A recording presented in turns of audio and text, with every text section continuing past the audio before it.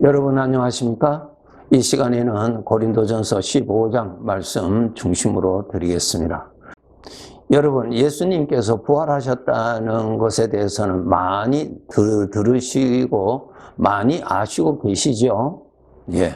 근데 예수님께서 부활하신 사건을 우리들에게 이 역사 속에서 보여주신 그 핵심은 무엇인가 하면은, 사람은 죽음으로서 끝나는 존재가 아니라 영원히 사는 존재임을 보여주시는 말씀입니다.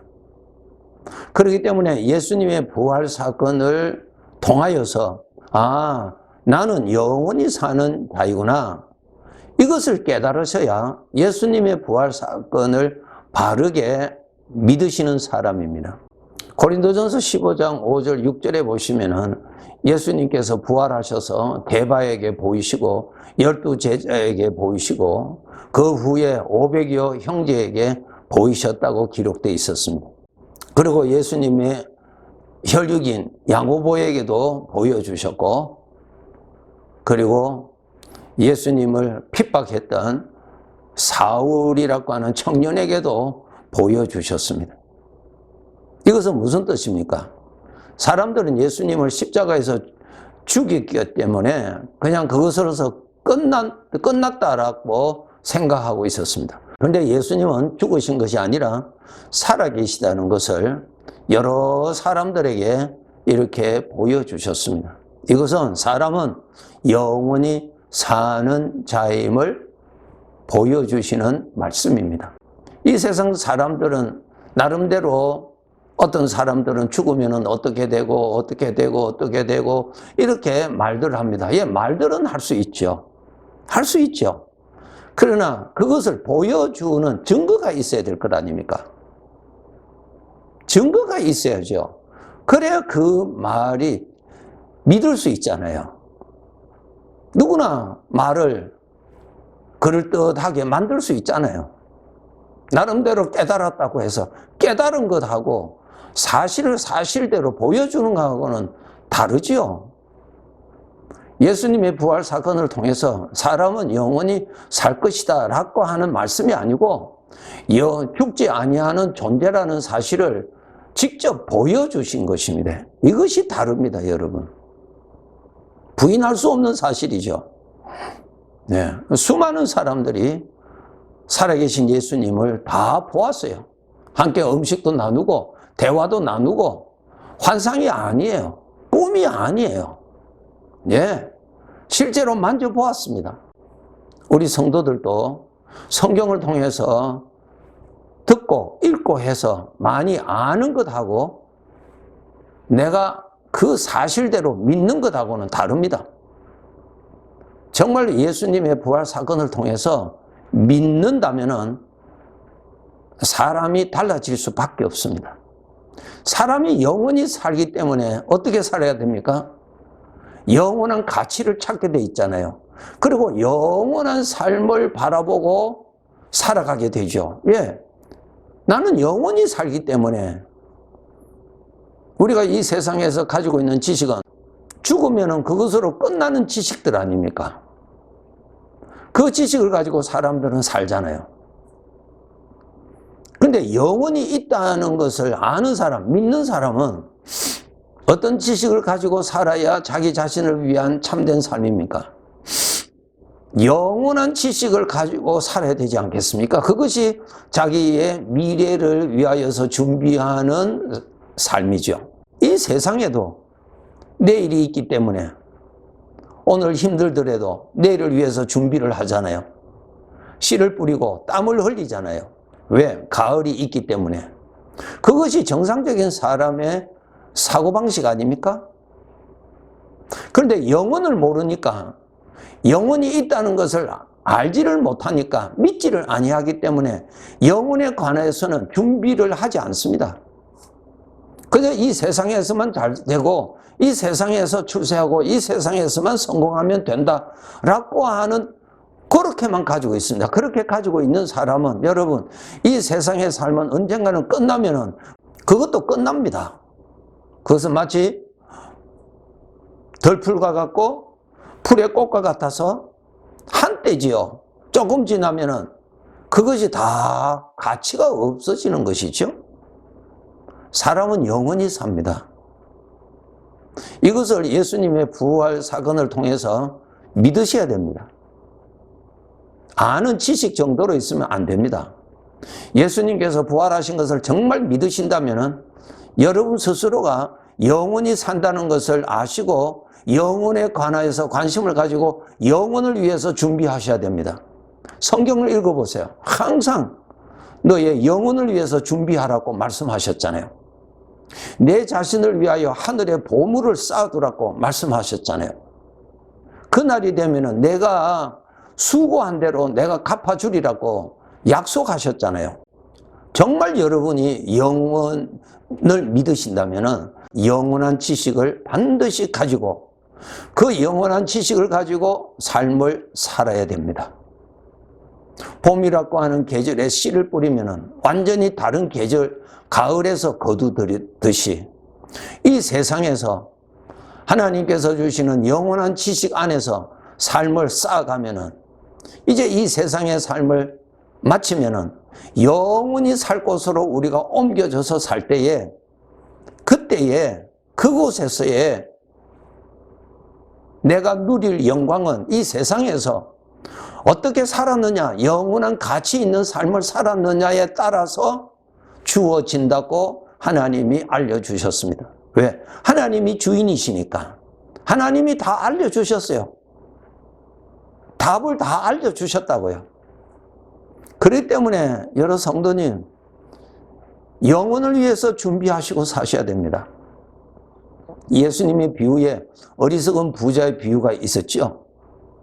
어리석은 부자의 사고방식이 무엇입니까? 내가 죽는 그날까지 내가 존재한다는 전제하에 그는 열심히 일을 해서 이 세상에서 먹고 마시고 즐길 수 있는 것들을 많이 준비했어요. 그래서 그가 말하기를 내가 죽을 때까지 이제 잘 먹고 잘 쉬고 내가 살리라 그랬어요.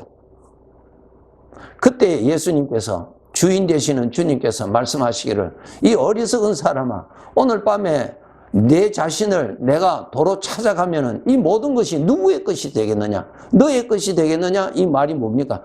너를 위해서 진정한 준비가 아니라는 것입니다. 영혼을 위해서 준비하라는 것입니다. 영혼을 위해서. 이것이 부활을 확실히 믿는 사람입니다. 영원한 지식을 여러분 가지시도록 노력하셔야 됩니다.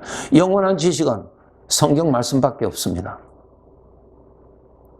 만물의 주인 되시는 영원하신 하나님의 말씀이 영원한 지식입니다. 이 세상의 지식과 영원한 지식은 완전히 다릅니다. 가치가 다릅니다. 가치관이 다릅니다, 여러분. 꽃이 아름답지요? 그러나 며칠 있으면 시들어집니다. 그것이 이 세상의 가치관입니다. 좋지요? 이 세상에서는 좋지요? 예.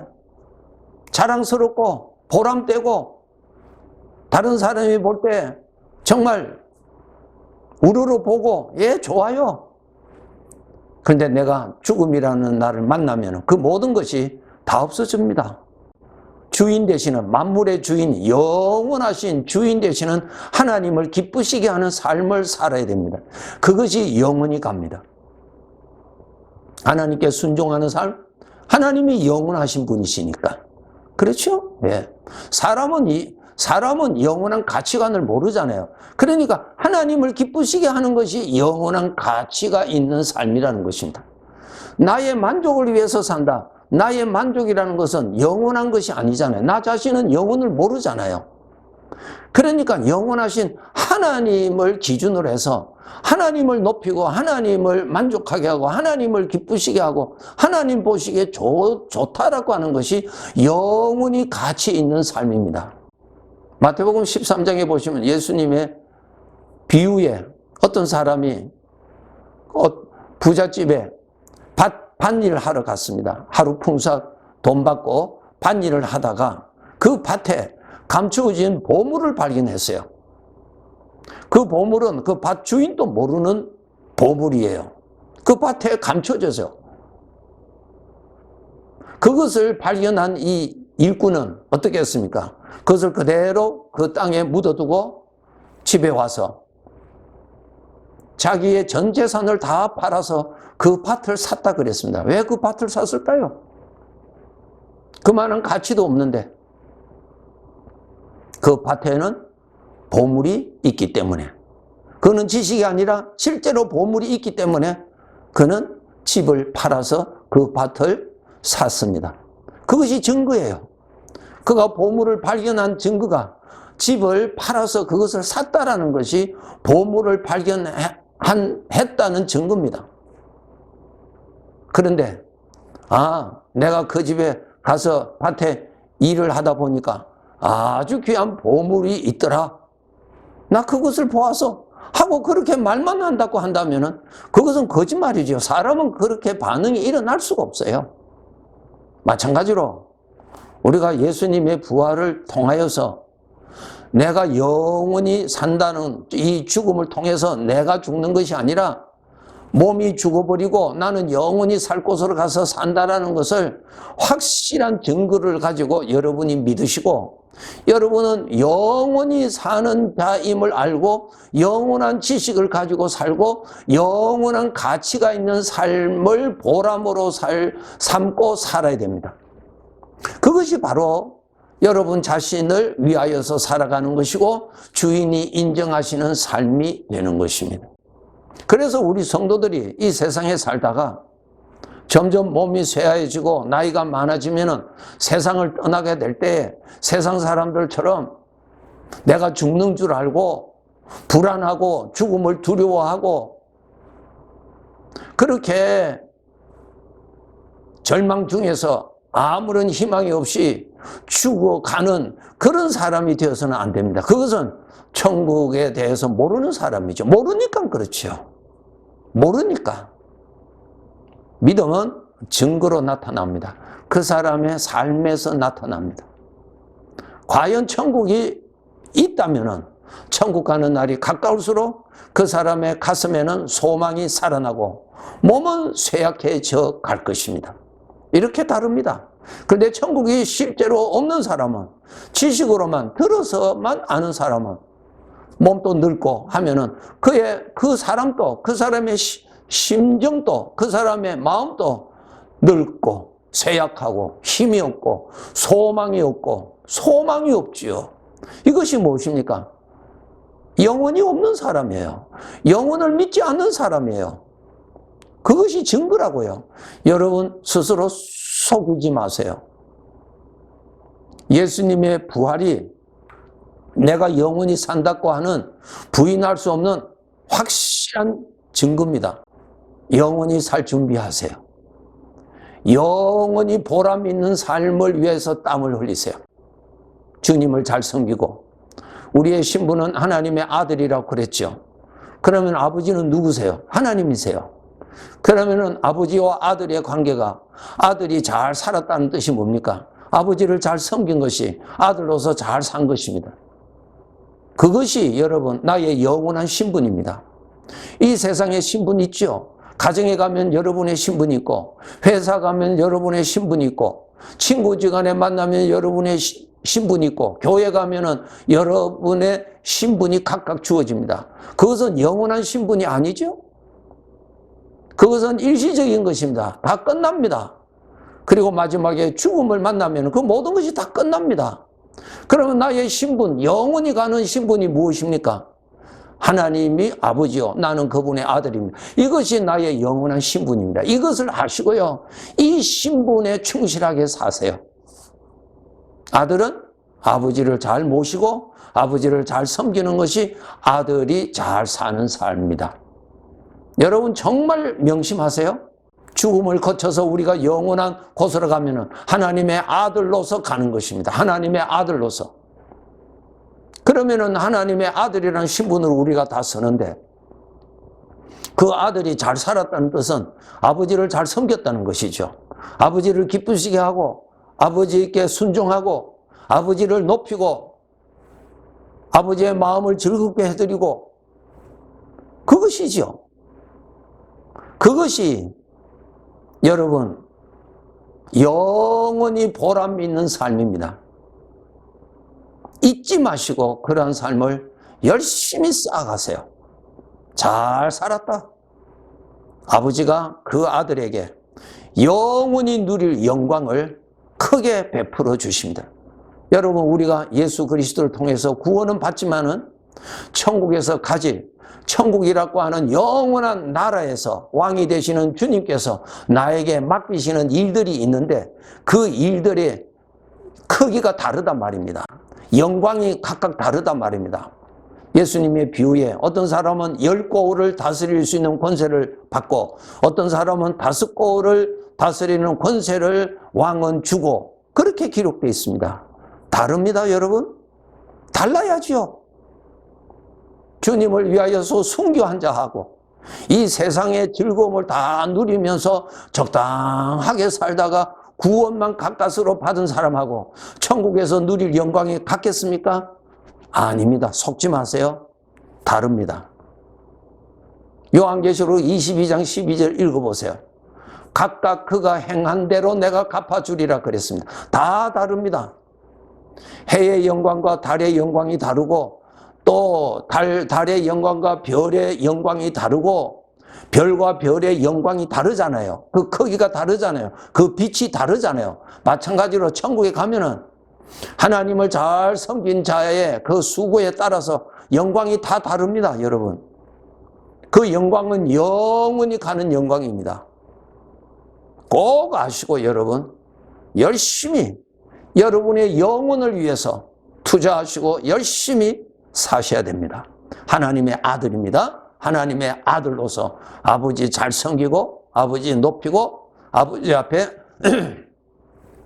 우리가 아버지 앞에 장자라고 그랬잖아요. 장자는 무엇입니까? 아버지를 모시고 아버지를 섬기는 것이 장자의 특권이요 사명입니다. 이 삶을 잊지 마시고 열심히 잘 사세요. 예수님의 부활을 과연 믿으신다면, 정말 믿으신다면 여러분 자신이 여러분의 영혼을 위해서 준비하셔야 됩니다. 여러분의 영원한 신분을 깨달으시고 그 신분에 충실히 사셔야 합니다. 영원한 영광을 예비하는 그러한 삶을 살아가시는 믿음의 사람들이 되시기를 주님의 이름으로 축복합니다. 네, 감사합니다.